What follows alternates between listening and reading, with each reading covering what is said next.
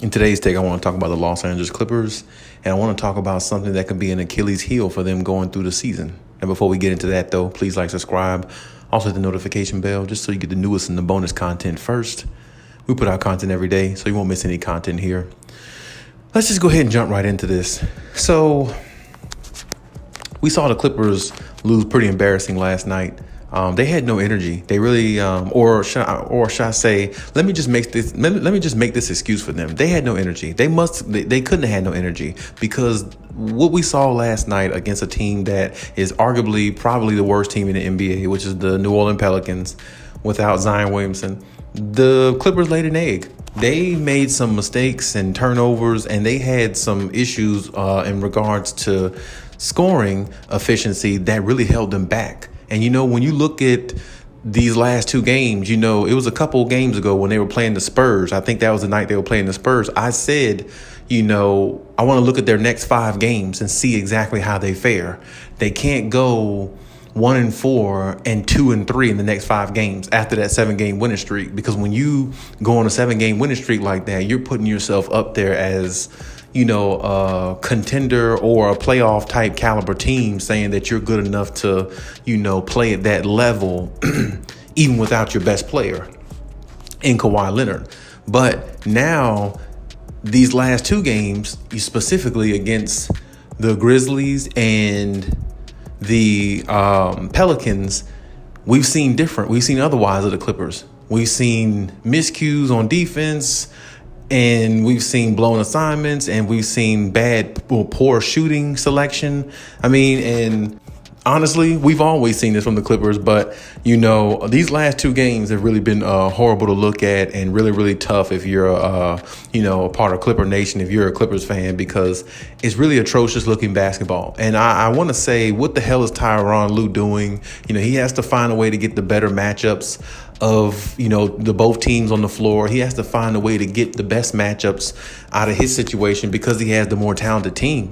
This is a game where the Clippers, really, honestly, I feel like they could have just, to me, I feel like they could have played bad, and they still should have won the game, just because of the Pelicans. You have to find a way to beat a team like this. They're 2-13 or 14 for a reason. Now they're 3-13 or whatever. But my point is, you have to find a way to beat them if you have the better star player and you have better talent on your team and you have a better coach, supposedly. But yeah, I put a lot of it on Ty Lue. You got to have your guys ready. You got to have them ready to go. You got to have them ready to go out there and make things happen. You got to push the right buttons to get these things out of your players. You got a lot of young players, and, you got a star player in Paul George, but you have enough to beat a team like the Pelicans and the Memphis Grizzlies as well, but you didn't. So that is something that they're going to really have to look into and look at the tape and kind of figure out, what they need to do. Go back to the basics of X's and O's and kind of figure out how to put everybody in position to succeed more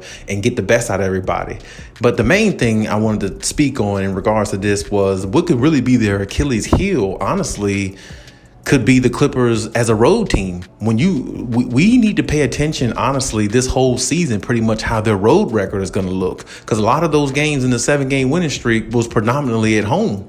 And when you have that type of energy coming, from the crowd and, the building and the energy of everybody there, your team, your family, all that, that's one thing. But being able to take that same mindset on the road and delivering is going to be tough for the Clippers, apparently, because they're making it hard on themselves. I said how the next 5 games I wanted to see how they look. Well, they're starting out 0-2 in these last 2 games against 2 teams that they really should have beaten, honestly, and especially last night. I could see losing to Memphis, but the Pelicans, you definitely got to get that W. So they're 0-2 in their first 2 road games going forward, and it's not a good look, because now it's like, are you going to be a Jekyll and Hyde team? Win some, lose some. A really decent home team, but average to poor away team, and that's not going to get you, into the playoffs. You have to have some balance, and that's the one thing the Clippers are going to have to find a way to, obtain the balance. But honestly, from what I saw the last 2 games, it's very possible that this could be their Achilles heel going through the season. Them being the away team coming into some of these games, because you look at how they played against the Pelicans last night. That's that's really pathetic. I mean, you cannot put out a product like that on the floor and expect somebody to take you serious as a contender. I mean, you score 81 points against the Pelicans, who has nobody on there that can stop you. That's unreal. I mean, and they had another game like that earlier this season where they played Cleveland. Cleveland beat them 92-79. That's unreal. I mean, you can't lose to a team that bad and they hold you under 80 points. I mean, the Cleveland and the Pelicans, two of the worst teams in the NBA, held you under 85 points in a game. Like, they're a defensive prowess type team, and that's not who they are. So I just really don't understand, the Clippers. I mean, they're very confusing, but that made me even more confused. I mean, it was almost to the point where, I'm looking at the game and I'm like, I couldn't believe what I was seeing, because Paul George shoots horrendous. I can believe that part. But at the same time, even with him shooting bad, they still should have won the game, because, like I said, the Clippers are just overall a better team. But at the same time, you have to play like it. You can't speak it. You have to go out there and walk it and put it on display and go out there and handle your business. And like I said, the good teams always beat the teams they're supposed to beat. I mean, that's just the way it's always been, and that's the way it's always probably going to be. So, I mean, honestly, if you ask me, they need Kawhi Leonard back. They need him back ASAP, because losses like last night can really dictate what type of season the Clippers are going to have. They definitely, losses like last night make you think they're going to be an up and down team at best, not really a consistent, type team who's well driven and well coached. They just don't look that way. And, and then you see a game like, I think the other night, or maybe last night, the Warriors play the Pistons, and they didn't have Steph Curry or Draymond Green, and their team still beat the Pistons. I mean, that's what I'm saying. Like, if you're a well-oiled machine and your team is playing the right type of basketball, it basically, marinates on every player on the court, every player on your roster, whoever steps out on the floor. And, for the Clippers' sake, man, that's really a tough loss. But I mean, it's a whole lot more games to go, which is good in their favor. But they're really going to have to make some things, work a lot better for them, because losses like last night really just makes you look at them and shake your head and be like, wow, I mean, is this team really good enough to do what they need to do, at least get through the season so Kawhi can get healthy enough to come back so they can make a run, or are they just a middle of the pack type team? And that's just very, very concerning if you're a Clippers fan. And for the Clippers, organization themselves, I mean, that's just very embarrassing. Now, the next two games, you got back-to-back games against the Mavericks.